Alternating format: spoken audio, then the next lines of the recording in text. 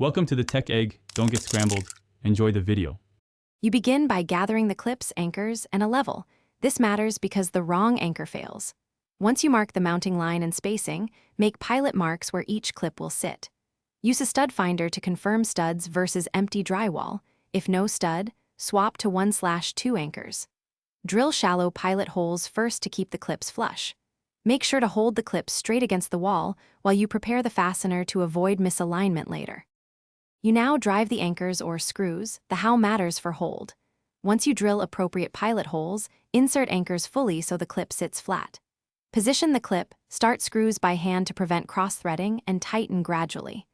After 2 screws are in, check level to correct any drift. Small shifts now save rework later. Make sure to stop when screws are snug. Over-tightening can deform the clip or strip the anchor, reducing load capacity. You finish by hanging the item and testing load gradually. This confirms secure placement. Once hung, observe for tilt or wobble. If present, remove lightly, loosen screws, reposition the clip within 1/4 inch, then retighten and relevel. Make sure to incrementally increase the weight to full load to catch issues.